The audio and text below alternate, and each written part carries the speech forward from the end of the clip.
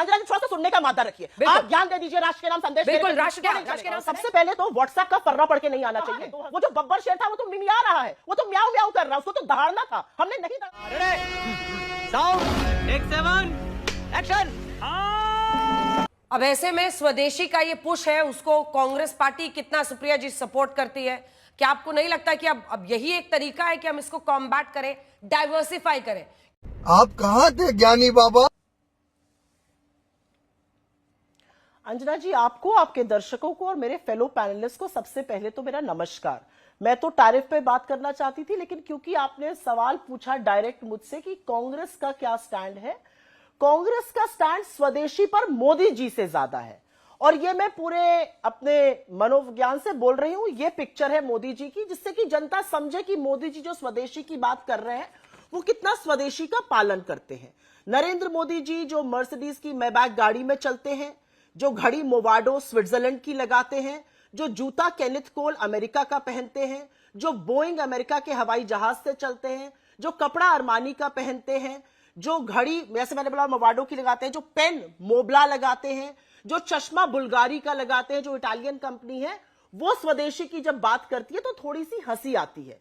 प्रधानमंत्री मोदी जी को जो वो समझा रहे हैं, पहले तो प्रैक्टिस करना चाहिए। प्रधानमंत्री मोदी जी को मोबला का पेन, मोवाडो की घड़ी, बुल्गारी का चश्मा, मेबैक की गाड़ी, बोइंग का हवाई जहाज, अरमानी के कपड़े त्याग देने चाहिए। मैं क्या करूं, फिर जॉब छोड़ दूं? सर्वप्रथम तो मैं ये कहना चाहती हूं, ये थोड़ा सीरियस डिबेट है और ये थोड़ा सीरियस मुद्दा है और इसको इसलिए समझना पड़ेगा। मैं 30 सेकंड आपकी इंडल्जेंस चाहती हूं बिना टोके हुए, जैसा कि भारतीय जनता पार्टी के प्रवक्ता के साथ हुआ। अंजना जी, समझना जरूरी है आज क्या हुआ।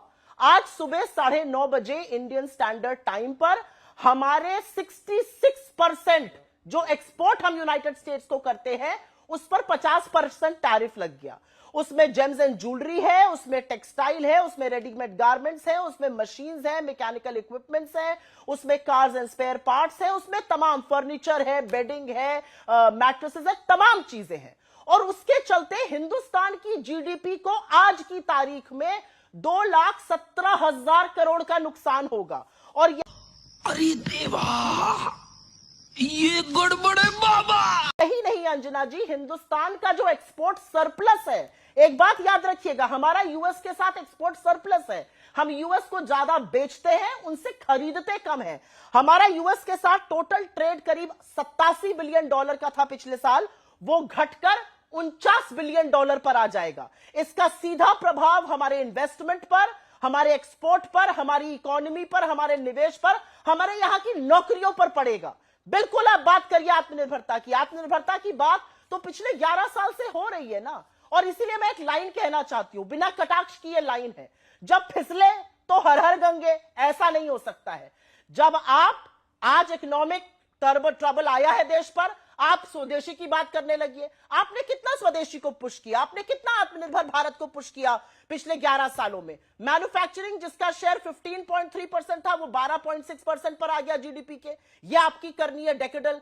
असलियत यह है कि आपने पिछले 11 सालों में हिंदुस्तान की निर्भरता दुनिया पर बढ़ाई है। और यह मैं एक छोटे से आंकड़े के साथ बताना चाहती हूं। चीन की ही बात कर लेते हैं क्योंकि चीन इसका सबसे बड़ा बेनिफिशियरी होगा। चीन पर हमारी जो निर्भरता थी वो करीब चीन से हम निर्यात करते थे करीब $50 बिलियन का। आज हम निर्यात कर रहे हैं $114 बिलियन का। 11% इंपोर्ट हमारा पहले चीन से होता था 2014 में, आज वो बढ़कर 17% हो गया है। हमारा ट्रेड डेफिसिट बढ़ बढ़ के लगातार बढ़ता गया है। तो 11 साल में आत्मनिर्भरता कहां है? वो जो बब्बर शेर था वो तो मिमिया रहा है, वो तो म्याऊ म्याऊ कर रहा है, उसको तो दहाड़ना था, हमने नहीं दहड़वा पाए। असलियत यह, हमें ग्लोबल वर्ल्ड में रहते हैं। और अंजना जी, एक बात कह के मैं अपनी बात खत्म करती हूं। अगर आज मोदी जी ने कम टैरिफ पर ट्रेड डील कर ली होती तो इसको master stroke of foreign policy और कॉमर्स मिनिस्ट्री बताया जाता, मोदी जी के कई गुणगान होते।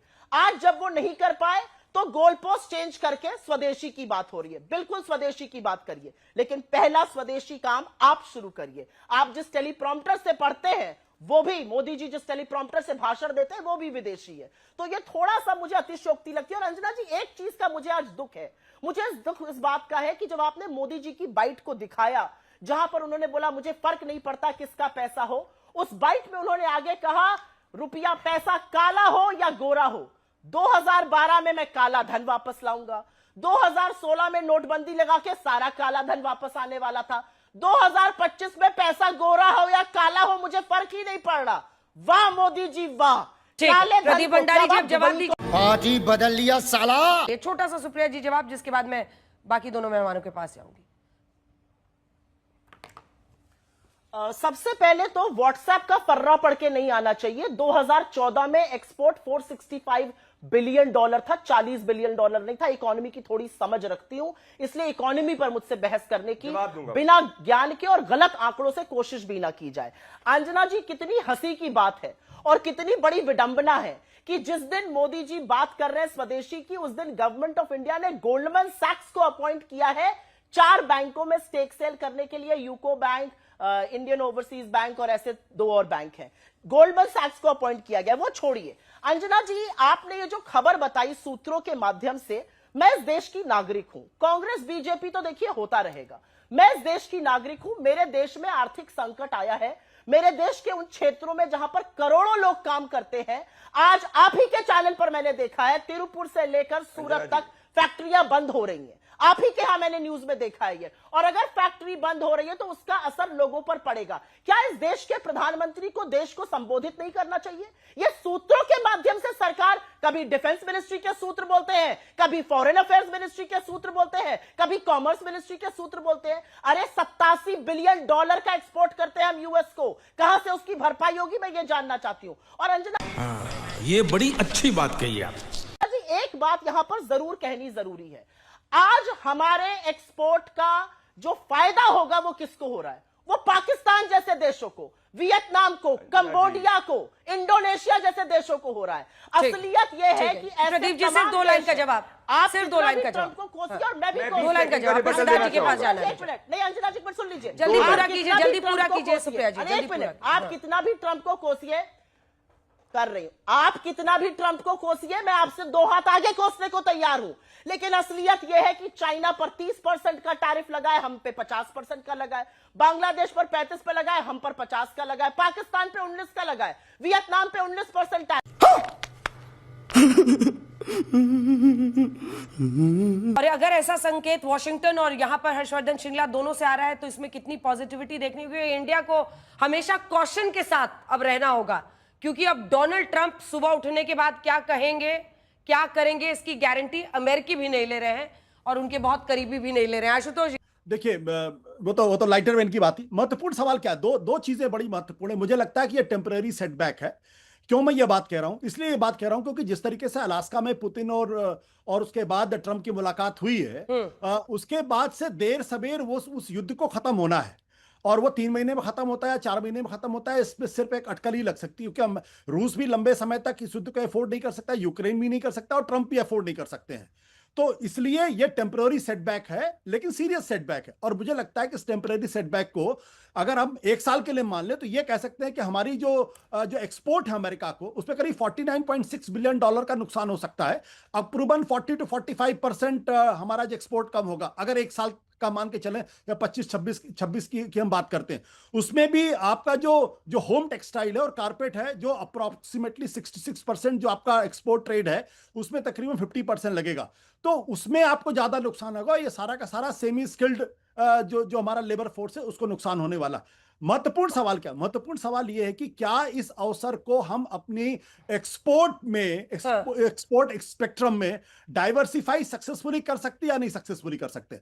अगर डाइवर्सिफाई हमने कर लिया, अमेरिका के ऊपर अपनी डिपेंडेंस अगर हमने खत्म कर ली, तो फिर यह भारत के लिए एक बड़ा अवसर भी होगा। मैं एक सेकंड आशुतोष, आप कुछ भी बोलो, ये नहीं सुनने वाला। अगर ट्रंप के दबाव में ये सीज फायर हुआ, मतलब इसमें तो बेसिक लॉजिक है, अगर उसके दबाव में ये हुआ तब तो हमको ट्रेड डील में बहुत अच्छा सा पास मिल जाना चाहिए था। अगर वो टैरिफ भी 50% लगा रहे तो जाहिर तौर पर भारत नहीं झुका ना। दोनों नाव की सवारी कैसे कीजिएगा?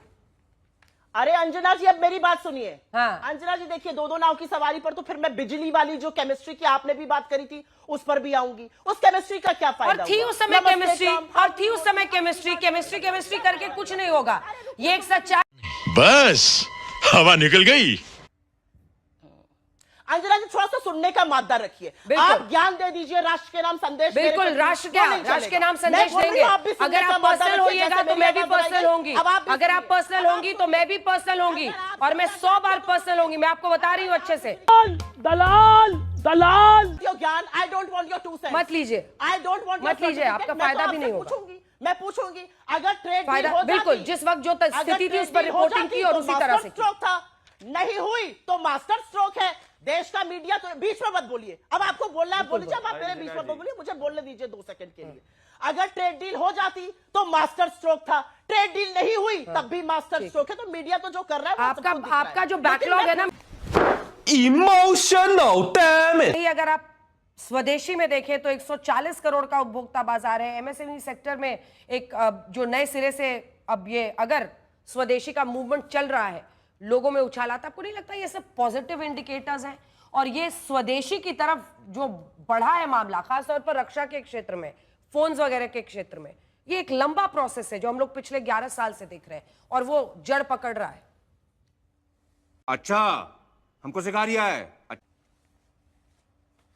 नहीं, अगर इतनी जड़ पकड़ रहा होता, अगर इतना बढ़िया लंबा अच्छा प्रोसेस होता तो मैन्युफैक्चरिंग का जो पार्ट है जीडीपी में वो बढ़ जाता ना। वो घट क्यों गया 2014 से? आंकड़े तो झूठ नहीं बोलते, ये मेरे आंकड़े तो है नहीं, ये तो गवर्नमेंट ऑफ इंडिया के आंकड़े हैं। 15.6 से घट के 12.3 पर आ गया। बब्बर शेर दहाड़ तो रहा नहीं है, ये तो आंकड़े गवर्नमेंट ऑफ इंडिया के। अगर सब कुछ इतना चंगा सी है तो मैन्युफैक्चरिंग के आंकड़े क्यों नहीं बढ़ रहे? मैं आपको बताती हूँ क्यों नहीं बढ़ रहे। क्योंकि जो मोबाइल फोन हम बना रहे हैं उसके लिए हम $23 बिलियन का इक्विपमेंट इंपोर्ट कर रहे हैं। जो हम पहले 2017 तक $3 बिलियन का करते थे वो $23 बिलियन हो गया। उस पर भी अभी चर्चा करेंगे। लेकिन अंजना जी, मैं मूल मुद्दे पर वापस आना चाहती हूं, और मूल मुद्दा है ये जो ट्रेड डील हुई है, इसका नफा और नुकसान। मैं कुछ सेक्टर्स का नाम ले लेती हूं और उसका फायदा किसको हो रहा है। हमारा टेक्सटाइल और जो रेडीमेड गारमेंट का सेक्टर है वो हिट होगा 50% टैरिफ से। फायदा होगा बांग्लादेश को, वियतनाम को, मेक्सिको को, तमाम ऐसे देशों को, डोमिनिक रिपब्लिक को भी फायदा होगा। डायमंड में फायदा होगा इजराइल को, बेल्जियम को, थाईलैंड को, मेक्सिको को, चाइना को। एग्रीकल्चर और मीट में जिस पे हमारे टैरिफ लग रहा है, पाकिस्तान, थाईलैंड, वियतनाम और कीनिया को फायदा होगा। हैंडीक्राफ्ट्स में चाइना को, टर्की को, वियतनाम को फायदा होगा। लेकिन यहां पर मैं 1-2 बातें आपकी जानकारी के लिए और आपके व्यूअर्स की जानकारी के लिए रखना चाहती हूं। क्यों? क्या हुई? 58 पे रुपया मिला था 2014 में, 88 पर दस्तक लगा रहा है। इधर उधर की बातें मत करिए। रुपए को कहां से कहां तक ले आए, कोई चुप हो जाइए। अब आप HSBC का डेटा नहीं, गवर्नमेंट ऑफ इंडिया का डेटा कोट करती हूं, जो आपको शायद समझ में नहीं आता है। असलियत ये है, बोलिए सुप्रिया। असलियत ये है अंजना जी कि यूएस के साथ जब हम ट्रेड कर प्रदीप जी, अभी उनको बोलने दिए, टाइम कम है। देखिए कहां पर एंड अप हुए। टाइम कम है, और प्रदीप जी। असलियत ये भी है, बोलिए। असलियत यह है कि हमारा इरोजन ऑफ रेपुटेशन हो रहा है। अगर हम अमेरिका के साथ एक ट्रेड डील नहीं कर पाए तो उसको मास्टर स्ट्रोक कहना, और कर लिया तो मास्टर स्ट्रोक, वो अलग बात है। लेकिन जब हम दूसरे देशों के पास जा रहे हैं तो उनको पता है कि हम अब पोजीशन ऑफ वीकनेस से आ रहे हैं। जी, बात पूरी कीजिए सुप्रिया जी। भागवत जी ये मोदी जी के लिए कह रहे हैं। मोवाडो की घड़ियां और बुल्गारी के चश्मे और मैबैक की गाड़ी और बोइंग का हवाई जहाज से उड़ना छोड़ दो, ये उनके लिए कह रहे हैं। मोदी जी सुनना चाहे तो सुने ना। और मैं फिर से बोलूंगी, जब इस देश का प्रधानमंत्री एक मंच से खड़ा होकर कहता है पैसा काला हो या गोरा हो, मैं ये जानना चाहती हूं उसका क्या मतलब है। आप एक काली इकोनॉमी को क्यों यहां पर प्रोपोगेट कर रहे हैं? 2012 में आप काला धन लाने वाले थे, 2016 में आपने नोटबंदी करी, आज कह रहे रुपया काला हो या गोरा हो। ये किस तरह की बातें करते हैं आप लोग? प्रदीप भंडारी, आपकी जो प्रदीप जी, आपकी आवाज कम कर दिया है हमने, वो पूरा कर ले, फिर आ रहे हैं। स्टैंप के पीछे आपकी इकोनॉमी, बोलिए सुप्रिया जी, पूरा छोटे से स्टैंप के पीछे आपकी इकोनॉमी की नॉलेज मैं लिख सकती हूं। प्रदीप जी, मैं आपसे बहस नहीं करना चाहती हूं, मैं सिर्फ उस बात पर जानना चाहती हूं मेरे देश के 2.17 लाख करोड़ रुपए का नुकसान का जिम्मेदार कौन है। और अगर रसिया के तेल की वजह से हमें यह खामियाजा उठाना पड़ रहा है, उस तेल के, सस्ते तेल का फायदा आम जनता को क्यों नहीं 2 लाइन में जवाब प्रदीप, सिर्फ 2। इतना छोटा पहले कभी नहीं हुआ होगा।